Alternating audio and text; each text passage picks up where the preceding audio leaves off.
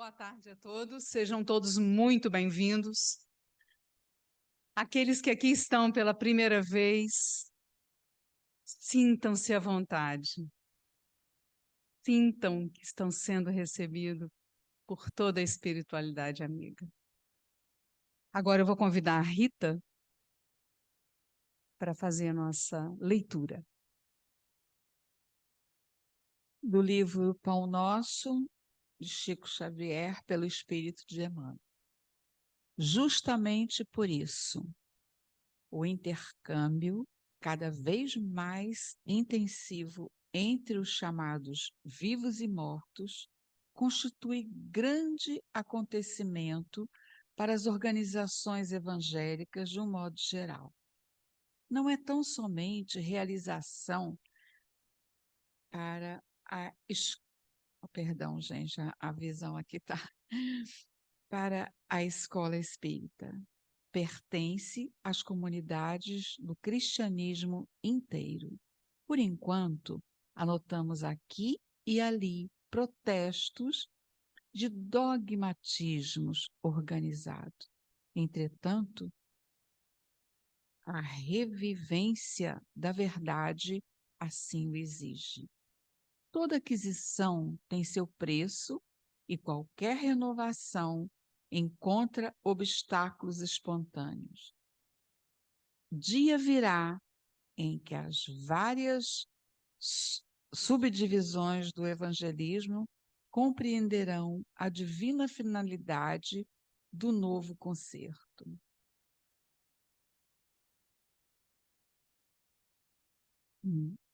O movimento de troca espiritual entre duas esferas é cada vez mais dilatado.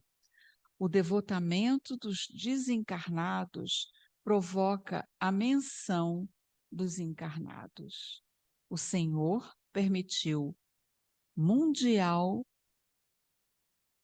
Pentecostes para o reajustamento da realidade eterna. Convém notar, contudo, que as vozes comovedoras e revigorantes do além repetem comumente velhas fórmulas da revelação e relembram o passado da sabedoria terrestre a fim de extrair conceituação mais respeitável referentemente à vida. É nesse ponto que recordamos as palavras de João, interrogando sinceramente comunicar-se-ão aos mortos com os vivos, porque os homens é uma questão. Por que os homens ignoram a verdade? Isto não. Se os que partem falam novamente aos que ficam, é que estes conhecem o caminho da redenção com Jesus, mas não se animam nem decidem a trilhá-lo. Perdão, gente, a vista está. Foi excelente, foi excelente.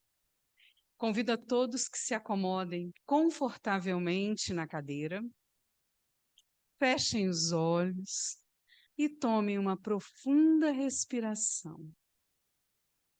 Tragam à tela mental a imagem maior de Jesus. E neste instante, com Ele à nossa frente, inebriados com a sua beleza e luminosidade, agradecemos. Sim, agradecemos esse momento, um momento de aprendizado, um momento de renovação dos nossos conhecimentos. Somente admirando. E neste movimento de admiração e redenção, curvemo-nos à nossa pequenez, certos de que Ele nos abraça, acolhe. conforta. Prontos para receber todo esse conhecimento, carinho e conforto, nos colocamos à disposição dele para continuar na tua seara, certos, convictos de que estamos no melhor caminho. Que assim seja, graças a Deus. E como não mais, vamos receber a nossa querida Mônica. Mônica veio para falar de um assunto muito especial, que é dela. Joana de Ângeles, a educadora de almas. Seja muito bem-vinda e certo de que nós vamos aprender muito. A palavra é toda sua, mãe. Muito obrigada. Gente, boa tarde. Desculpa aí, a gente teve que botar ali. Primeiramente, eu queria agradecer imensamente o convite da Fátima por eu estar aqui. Adorei a casa, a energia. Vindo para cá, senti uma coisa tão boa. Entrando na casa, a energia aqui é maravilhosa. Essa casa realmente é uma casa que está me acolhendo muito bem. Então, é um prazer, né, vir aqui, ainda mais falar da mentora, né, que para mim é sempre uma dádiva falar dela. Hoje nós vamos conversar um pouquinho sobre Joana de Ângeles, uma educadora de almas. Eu sou uma estudiosa dela, gosto demais. Vocês vão perceber e quem sabe até o final dessa palestra, quem conhece vai ficar conhecendo, gostando mais. Quem não conhece vai gostar, vai querer estudar, porque ela realmente pode ser um divisor de águas na vida de todo mundo, né? Como foi para mim há um tempo atrás. E por que uma educadora de almas? Nós vamos conversar sobre as reencarnações de Joana na Terra, ou melhor, as reencarnações que ela nos deixou conhecer, né? Que foram somente 4. E temos conhecimento que foram mais, porém, por questões dela, essas outras nós não tivemos acesso, ou a Terra não teve acesso, mas as que nós tivemos, a que nós temos acesso, já é de grande valia, já é de grande ensinamento para que a gente possa entender quem foi esse espírito, ou melhor, quem é esse espírito milenar, vindo de Skol, para colocar na Terra um pouquinho mais de amor e de conhecimento. Então, nós vamos trazer... Então, antes da gente falar das vidas dela, né, propriamente dito, a gente tem que entender um pouquinho que esse espírito, né, é uma carta aberta. É um espírito que foi se superando a cada dia. Ele não nasceu pronto. Nenhum espírito é criado por Deus nascido pronto.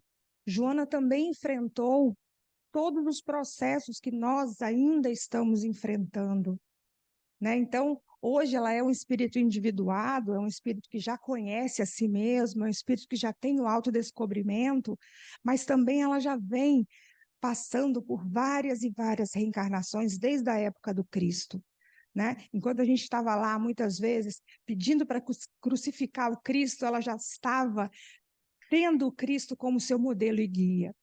Então, existe a coisa que nos separa de Joana é isso, né? Esse tempo que ela já tem de entendimento maior do Cristo à nossa frente. Então, ela foi se desenvolvendo e ampliando as questões morais, religiosas, científicas e afetivas. Nós vamos entender um pouquinho. E nessas 4 reencarnações, o que tem de comum entre esses 4 personagens? A fidelidade ao pensamento de Jesus. Todas as reencarnações dela, ela sempre fiel ao Mestre. E mais ainda, ao ideal do bem. Em nenhuma das reencarnações, ela se desvirtuou da sua missão. É um espírito missionário, que sempre quando vem à Terra, tem alguma coisa a aqui fazer. Então, é um exemplo que assim como Jesus foi e é para nós, também esse espírito nós também temos que ter como exemplo humano, claro que agora não, mas ela vai vir, né, por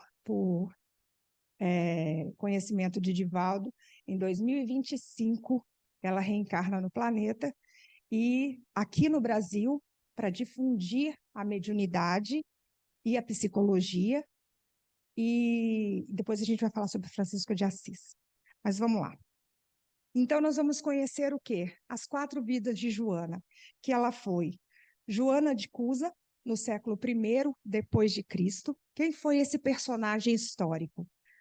Ela foi Clara de Assis, a Santa Clara da Igreja Católica, né? Então, mesmo sendo denominado, porque nessa época não existia espiritismo, nessa época ainda não existia nenhuma essa denominação religiosa, né? O que estava mais em voga sempre foi a Igreja Católica, né?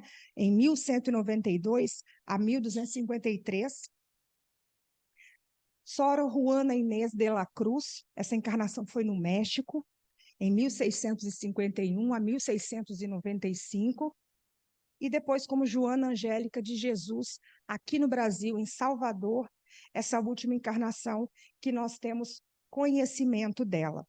Então, nós vamos entender, claro, num processo de síntese, cada vida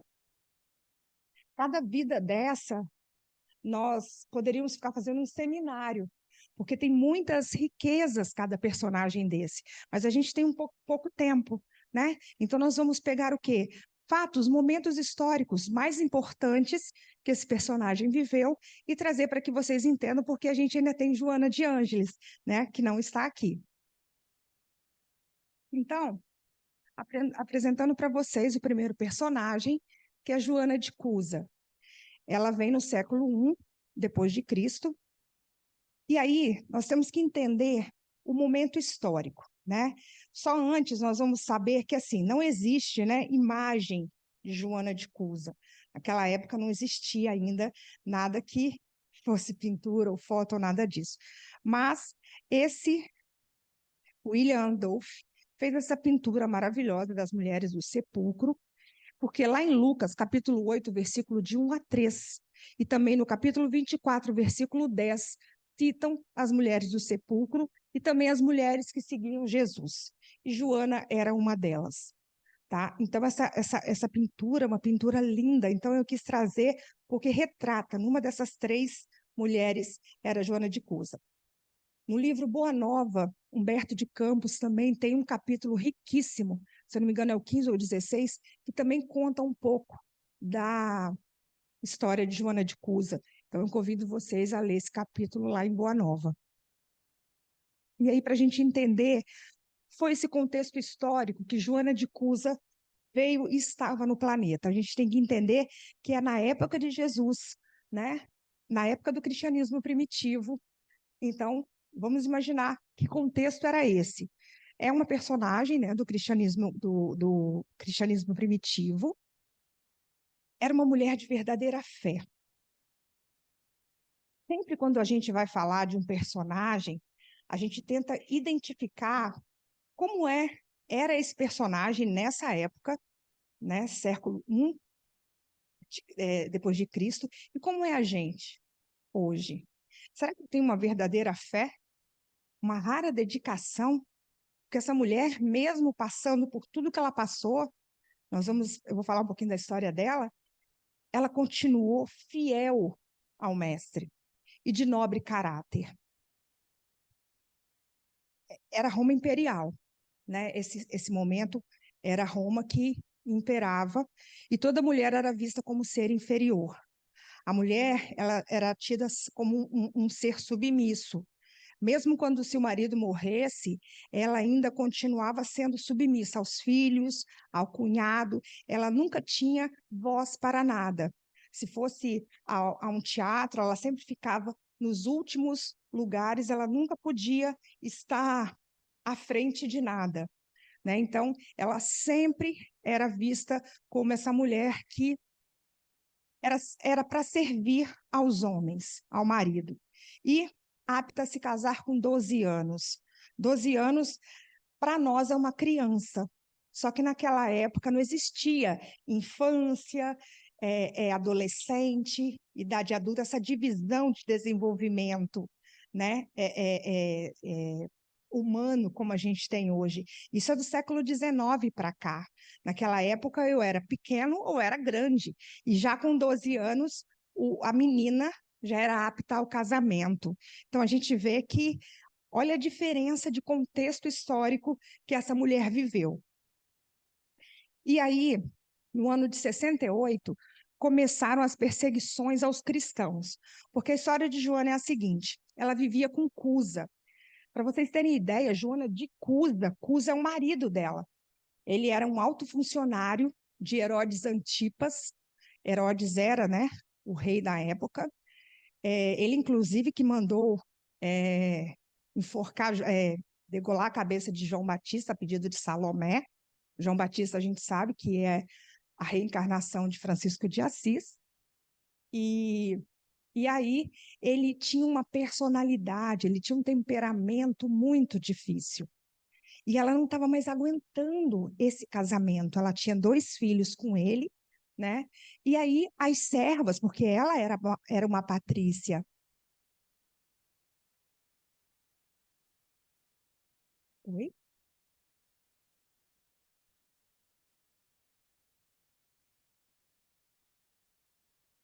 Acho que não.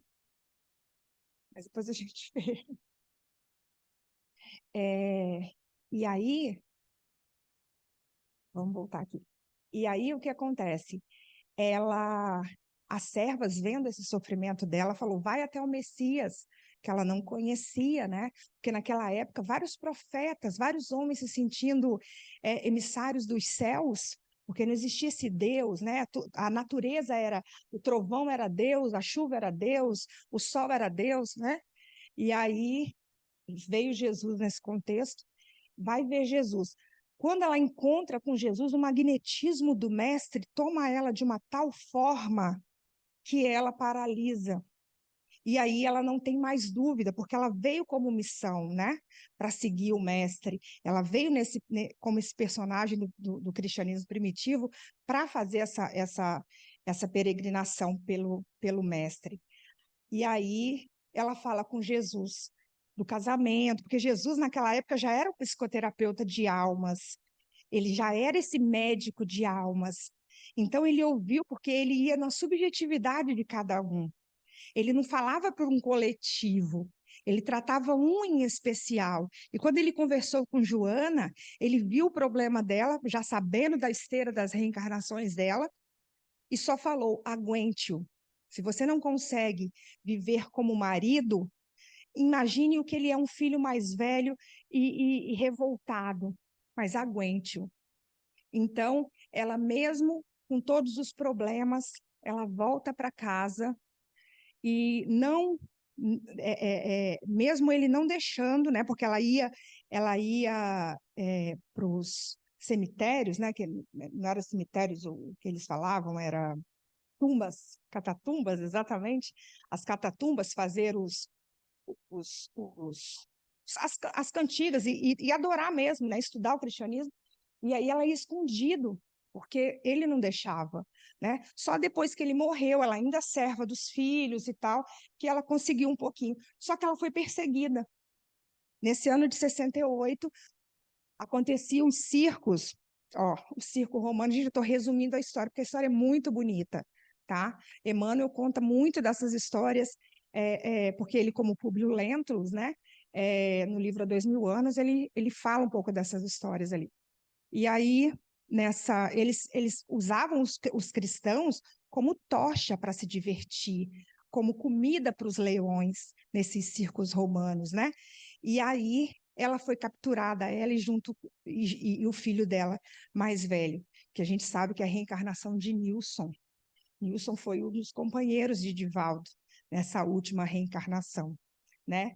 E Gelson nos conta, Gelson é um estudioso de Joana também, que até hoje, 2000 anos depois, o Nilson ainda tinha fobia de fogo, devido à cena dele ter sido morto, queimado, na cena do circo romano. E aí a cena mais bonita bonita, trágica, né? Mas bonita no sentido de elevação desse espírito, é quando o guarda chega, né? Ela já estava toda embebecida de óleo, né? Que queima, do que ia queimar. Ele fala, esse seu mestre só te ensinou a sofrer? Aí ela, não só a sofrer, mas também a te amar. E aí ele queria que ela abjurasse o mestre, porque se ela abjurasse, ela iria sair dali, né, daquela situação. E até o filho ali pedindo, mãe, abjura, abjura. E ela na fé, que fé não é acreditar, fé é confiança, é você confiar. E por quê? Que muitas vezes, às vezes a gente vai falar isso, né? Eu tenho um grupo de Joana, e aí muitas vezes, nossa, mas se fosse o meu filho para ser morto comigo, eu seria. Porque muita mãe, né, falaria isso.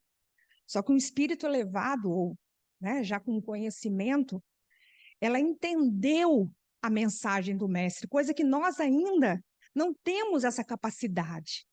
Ela entendeu que o mestre, um espírito crístico, porque Jesus é uma face crística, né, do Cristo, não precisava ter morrido crucificado como ele foi. Não precisava ter ido para uma cruz, ter desencarnado daquela forma. Porque ela, um espírito ainda que não tinha nem condição de chegar ao pés do conhecimento do mestre, não podia morrer junto ao seu filho naquele momento. Então, ela estava num grau, já naquele momento, muito mais elevado. Então, quem não entende é porque realmente a capacidade de entendimento ainda não chega ao entendimento que Joana já tinha. E assim foi a desencarnação de Joana de Cusa. E aí, no livro, no Encontro com Jesus, nesse livro aqui, ó, não sei se vocês já leram, que eu muito indico, que é do César Said, ele sim, ele é um estudioso das vidas dela, ele sim sabe muita coisa, que é Joana e Jesus, uma história de amor. Essa parte me tocou muito quando ele fala.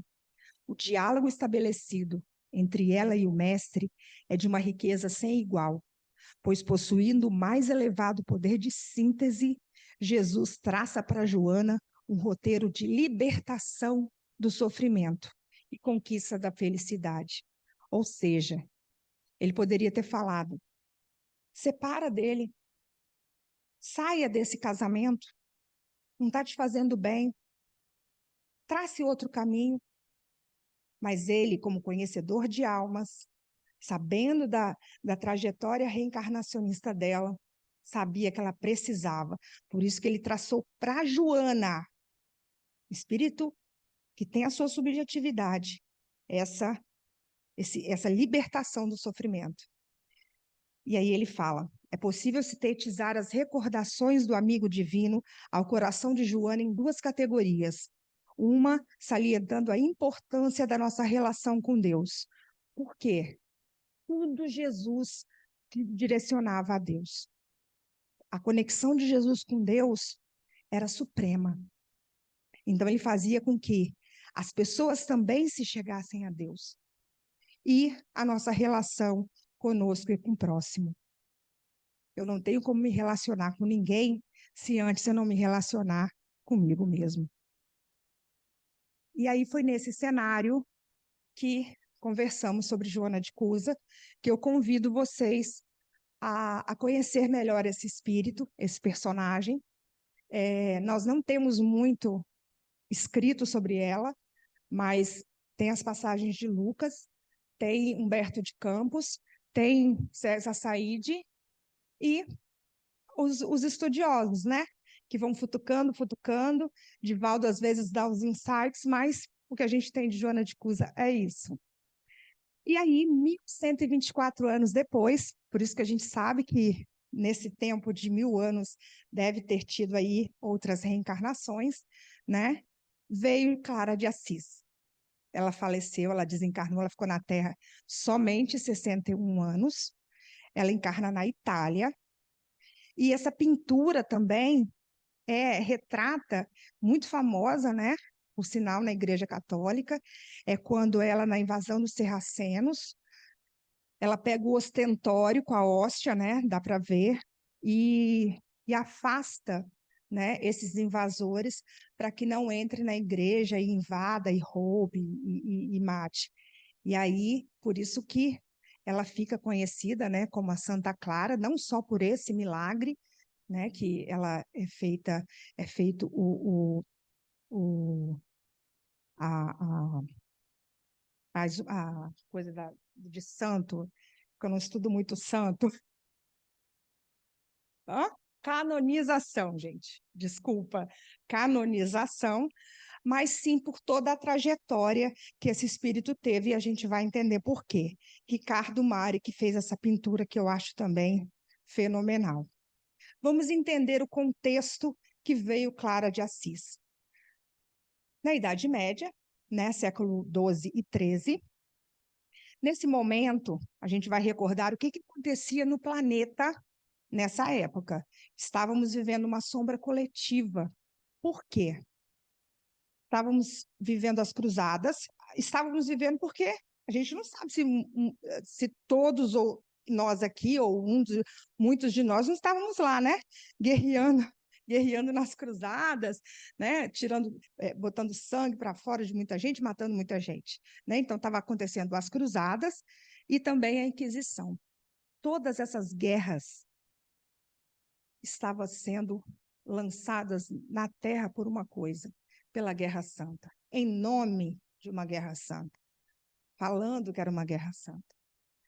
Então, num contexto onde o mundo estava tendo desencarnações coletivas muito significativas, vem Clara de Assis para trazer esse acalanto. Só que 10 anos antes veio uma figura também, que é Francisco de Assis. E a missão dela sempre foi ligada à de Francisco. Por quê? Porque Jesus já não viria mais. Então, ele começa a mandar emissários, ele começa a mandar pessoas para que divulgue, para que vivencie a lei de amor. E Clara, ela era uma pessoa de posses, de uma família rica, e ela abdicou da família para ir seguir Francisco, para ir viver como uma condessa, né? Dentro de um santuário lá. Então, a gente vê também a renúncia, como ela renunciou lá ao marido, né, de conviver com ele, renunciou à vida dela e ao filho. Aqui também ela renuncia à vida dela para ser, aí depois se tornar Santa Clara, tudo espírito missionário. Então ela veio nessa missão como Santa Clara, como um espírito consciente do que ela estava fazendo, né? Do que ela precisou fazer. E aí o que chama a atenção é que a ligação dela com Francisco era muito grande, tanto que eles eram conhecidos como Irmão Sol e Irmã Lua, né? E aí, o que é legal é que ela elegera abaixo de Jesus, porque o máximo dela, né? Porque vamos relembrar que a fidelidade ao pensamento de Jesus era o ápice. Mas abaixo de Jesus, ela elegera Francisco como seu guia, até hoje. Joana, quando ela vive muito aqui na atmosfera da Terra, né? Que ela ainda psicografa, ela psicografou agora o último livro dela, que eu acredito que não vai ter outro, ela vai para as esferas mais elevadas, onde Francisco se encontra, porque ele mora ainda mais elevado que ela, para conseguir dissipar as energias fluídicas ruins que ela ainda acaba que impregna nela aqui. Então, ela tira os domingos para passar com ele aonde ele mora.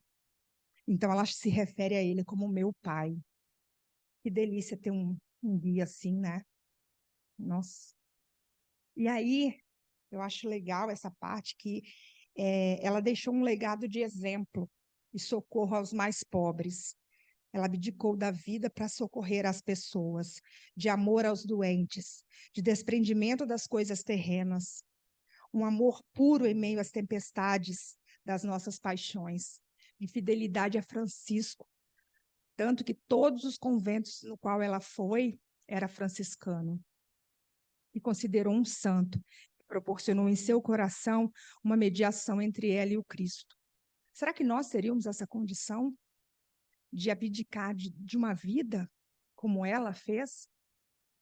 Nós vamos ver a próxima também, de seguir a um homem, que aqui ela não está seguindo a Jesus, ela já está seguindo a um homem, que é Francisco. Então, essa foi Clara de Assis, que aí sim já tem bastante coisa, né? Escrito, mas mais pela Igreja Católica. Dá para ter aí a ideia de quem foi Clara de Assis, que é o espírito de Joana de Ângeles. E aí nós vamos ver já no México, 398 anos depois, aí já diminuiu bastante o tempo, Juana Inês de la Cruz. Ela é conhecida como a monja da biblioteca. Tem uma foto muito legal que o Gelson tem, que os livros naquela época não é igual ao que a gente tem hoje, né? Que é tudo dividido, dá para a gente pegar na mão assim, ler, segurar. Eram livros gigantes, eram livros grossos assim, né? A estante dela, que ele tem uma foto, eram livros assim muito grandes, e ela tomava conta como se fosse pérolas, assim, joias raras. Por isso que ela ficou conhecida aí como a monja da biblioteca. Viveu pouco tempo, somente 44 anos, muito nova. Essa pintura, tá até aqui, ó. Essa pintura mostra um pouco da grossura dos livros, né? Tá no Palácio de Belas Artes, no México. É uma pintura de Miguel Cabrera. E aí, no contexto histórico que ela veio já, né? No meados do século XII, sociedade machista e preconceituosa, muito diferente, né, da que a gente vive hoje. Hoje não existe machismo nem preconceito com nada, né?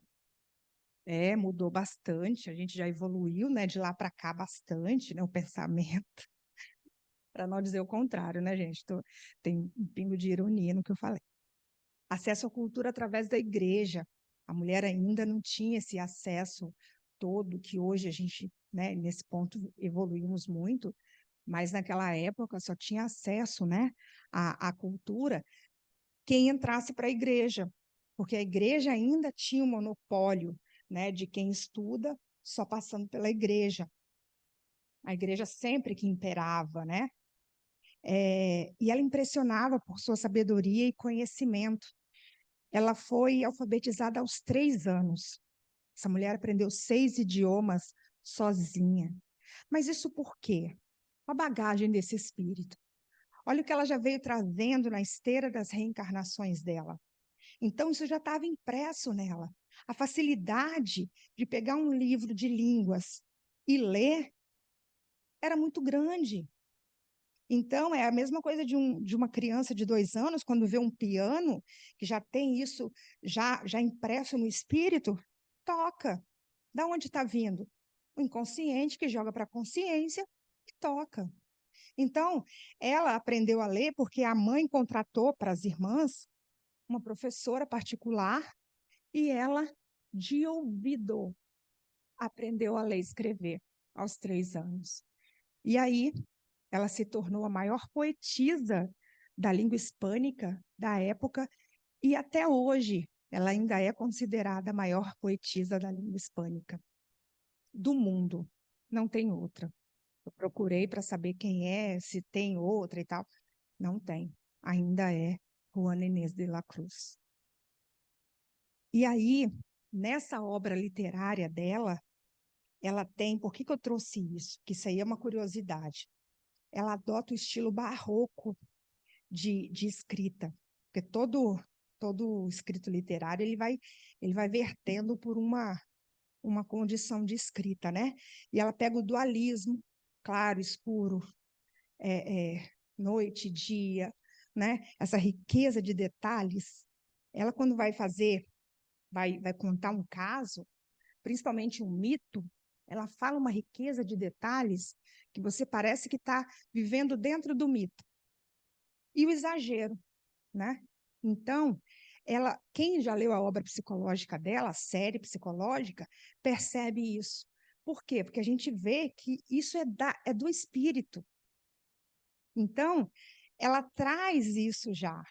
Então, os 16 livros, vocês vão ver, quem já leu ou quem vai ler, que isso está lá, está escrito, né? A pessoa identifica esse estilo barroco na obra. E isso foi Juana Inês. Tem muita coisa, gente.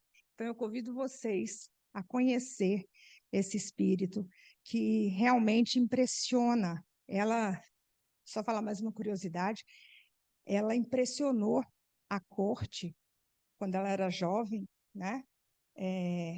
A rainha se impressionou com a inteligência dela e colocou ela à prova aos maiores filósofos e estudiosos da época.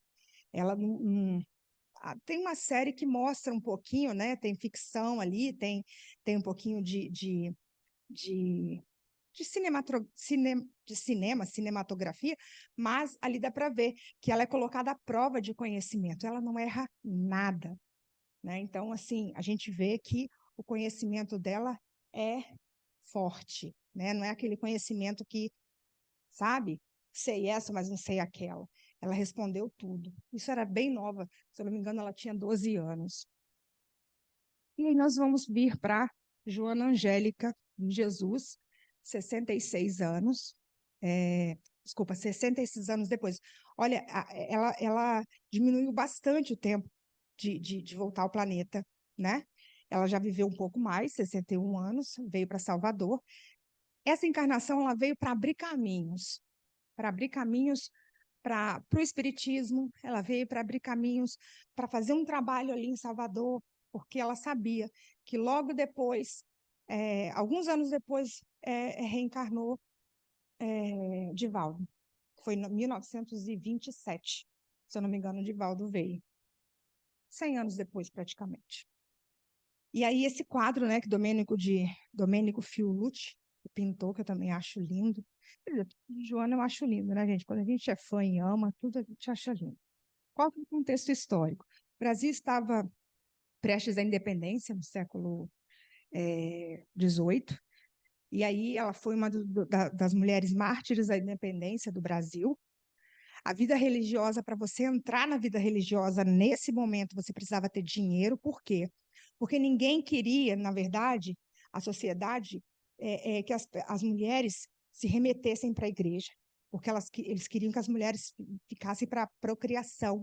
O Brasil estava ali, pensa, século XIII, então ele precisava de pessoas, né? Então a mulher que entrava ia para o serviço braçal. Então as mulheres que entravam para o convento, elas nem tinham filhos e também não podia exercer o trabalho de casa, né? Então só o pai que conseguia, né, bancar a filha num convento é que elas entravam. Então, o que acontece? Ela conseguiu entrar porque ela também veio numa posição com dinheiro também nessa época e abdicou de tudo para ir para o convento.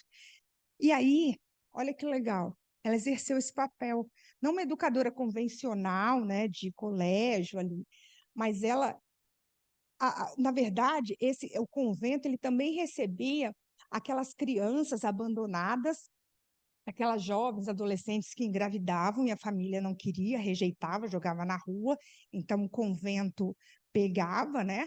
E aí ela pegava essas mulheres e meio que doutrinava, né?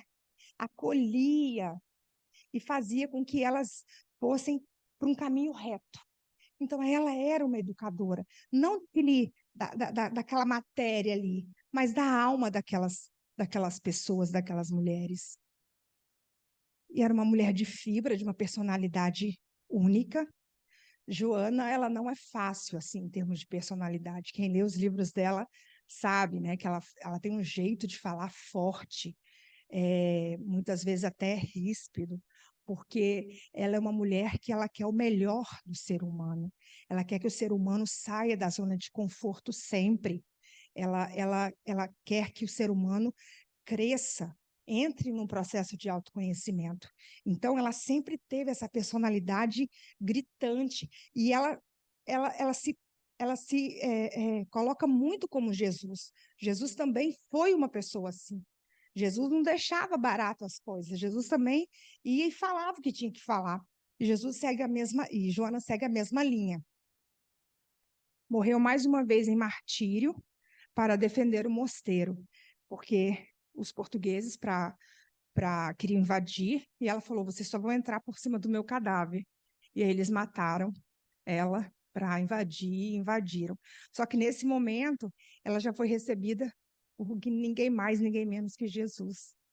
Jesus já sabia, né, que quarta vez que ela veio como missão, Jesus já veio receber o espírito dela, veio não, né? Já recebeu o espírito dela e a levou, né? Mas ela morreu dessa forma, lembrando muito como até a própria,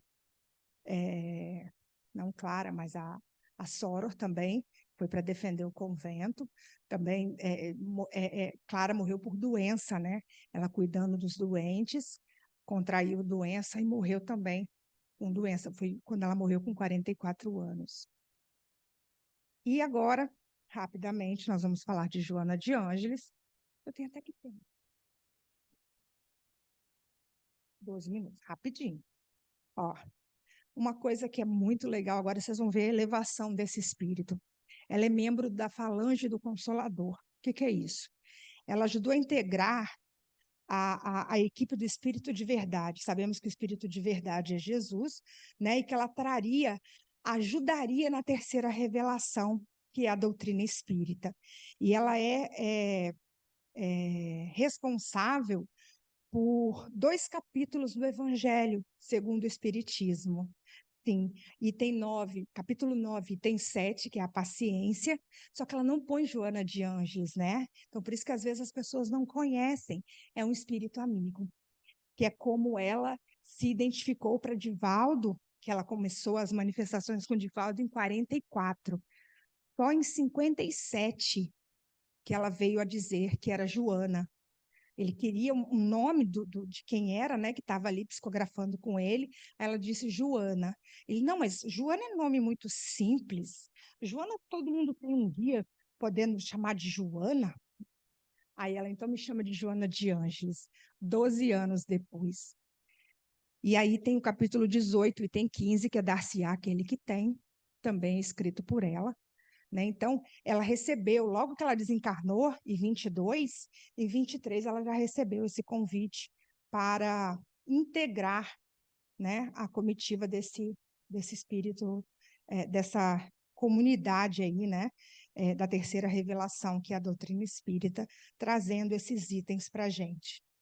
E claro, né, ela escreveu isso aí, mas ela ajudou em todo o processo com Allan Kardec, né? De trazer esse conhecimento para a Terra. E ela, porque assim, em toda a ciência, né, em tudo, tem um responsável. E Joana ficou pela psicologia. Ela ficou mais de 50 anos no plano espiritual, estudando psiquiatria, psicologia e psicanálise. Por isso que hoje ela integra, né, toda a psicologia trazida para a Terra, é ela que ajudou a orientar. Ela, acho que eu escrevi aqui, isso. Ela tem a força de trabalho porque, por exemplo, no último capítulo de uma das biografias de Divaldo, Divaldo conta que ela ajudou a elaborar a reencarnação dos grandes profissionais psicólogos reencarnados no planeta. Um deles foi Carl Gustav Jung, né, que é o pai da psicologia analítica, psiquiatra, psicólogo, que ela aborda muito na série psicológica dela. E aí doutora Anise, né, que foi, eles fazem parte da falange de espíritos que trabalham com Joana, Carl Gustav Jung e doutora Anise, que hoje estão no plano espiritual e que trabalham junto com Joana. Mas ela que, tanto Freud quanto os grandes nomes, ela que orientou, porque ela é responsável pela psicologia na Terra. Por isso que ela vai reencarnar, principalmente, acho que para trazer a transpessoal, para desenvolver a psicologia transpessoal, né? Então, isso é uma informação muito legal. E aí, o que essas personagens têm em comum, né? Joana de Cusa, Clara de Assis, Juana Inês e Joana Angélica. São manifestações do mesmo espírito que a Joana de Ângeles. Hoje, essa entidade traz em sua psique todo um cabedal de conhecimento. Por quê? São as várias reencarnações. Ela já passou por toda uma experiência, né? Tem tempo de vivência. Muitas vezes a gente acaba deixando. Uma encarnação, gente, é muito sério. O que eu estou fazendo aqui? O que eu estou fazendo da minha vida? Eu tenho 30, 40, 50, 60, que aqui tem gente de todas as idades. O que eu fiz na minha vida? Ela aproveitou todas as reencarnações dela para crescer, para ajudar, para o ideal do bem, desenvolvendo um trabalho que hoje, né, é conhecido através de Divaldo. E aí agora eu vou apresentar para vocês rapidamente a série psicológica, os livros, né? Hoje eu tenho um grupo de estudos que nós fazemos, estudos de Joana. Nós já estudamos o primeiro livro, que é Jesus e a Atualidade, e agora a gente já está no segundo, quem quiser, é online. Então, depois só me procurar que a gente passa maiores informações.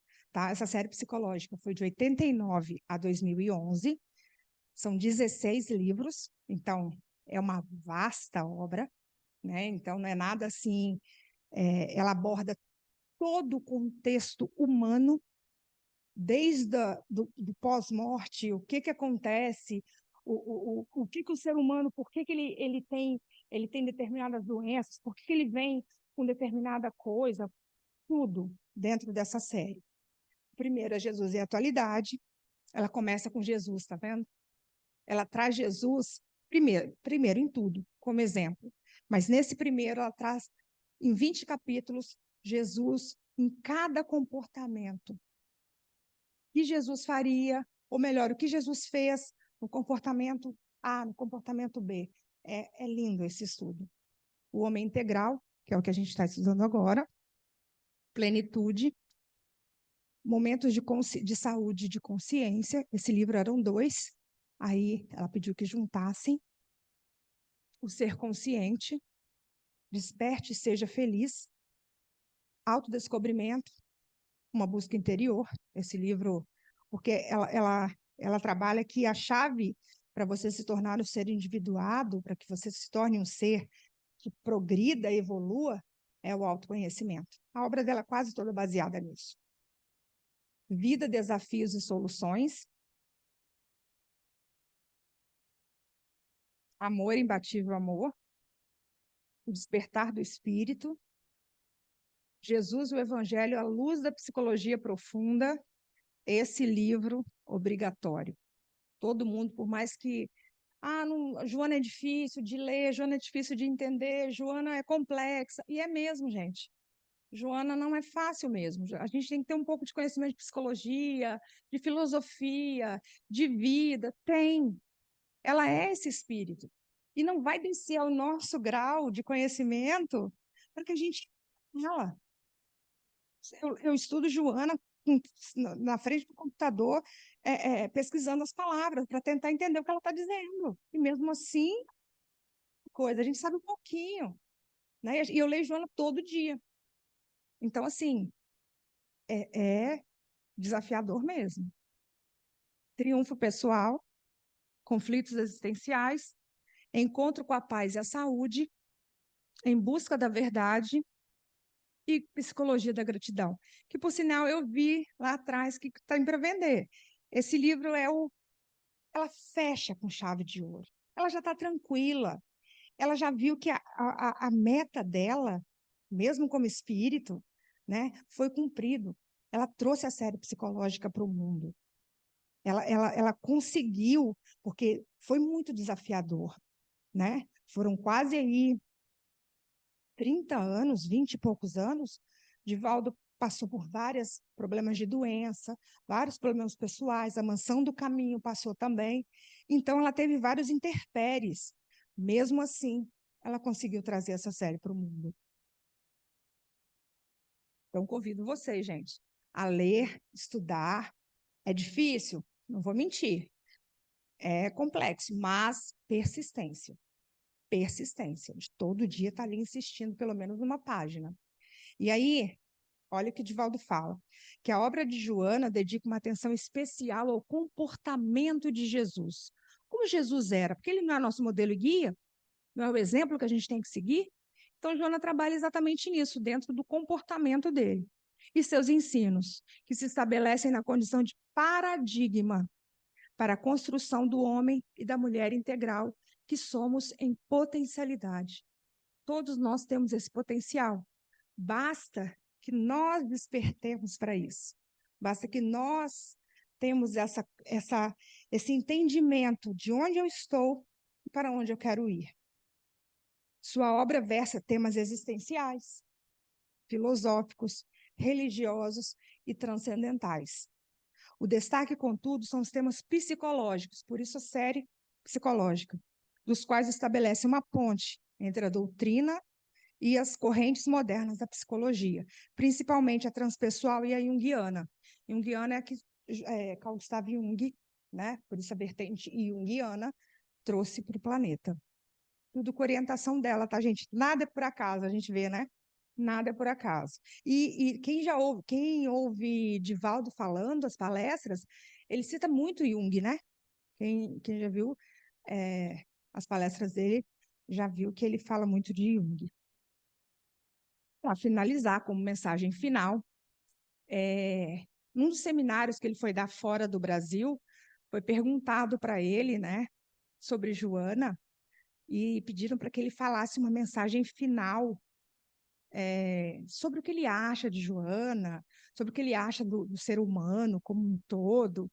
E aí ele falou essa mensagem que me tocou de uma forma muito profunda. E eu falei, eu vou terminar também com essa mensagem. E ele diz o seguinte, presta atenção. Enquanto a criatura humana não tiver coragem de assumir suas culpas, seus demônios internos, despindo-se do ego para ser o self, na busca de Jesus, estaremos reencarnando ininterruptamente, sem grandes lucros. Ninguém retroage, mas vem por vir. A mente pode estar iluminada pelo conhecimento, mas se o sentimento não estiver centrado no amor, será em vão esse conhecimento. A proposta é de que viajemos para dentro, auto-iluminando-nos, buscando a presença de Jesus em todos os momentos e agradecendo a honra da reencarnação.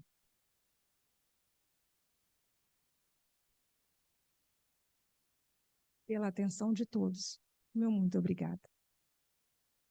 Não disse que a gente ia aprender muito? E o que mais me chamou a atenção, sou imensamente grata, fidelidade ao pensamento e fidelidade ao ideal de Jesus. Essa é a minha frase da semana. Quem quiser me copiar, fica à vontade também. E outra frase que eu escrevi no meu jeito aqui: fé não é acreditar. Fé é confiança. E ouso dizer que eu ainda falo para os amigos: confia. Acho que eu estou sendo inspirada. Maravilha. Muito obrigada. Gratidão. Fátima, gratidão pelo seu convite. Por favor, volte.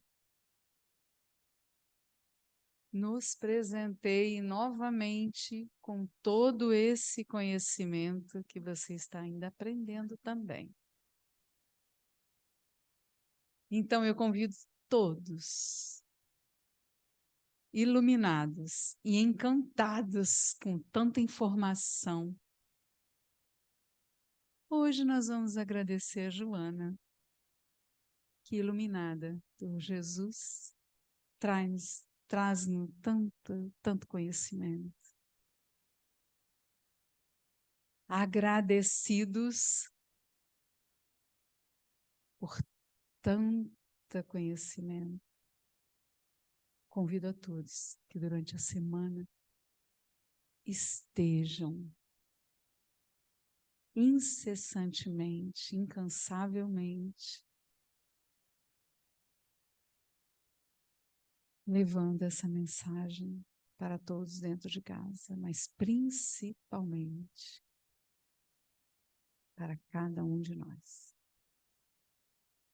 Agradecemos ao Mestre Jesus e à querida Joana por estar sempre nos orientando. Que assim seja, graças a Deus.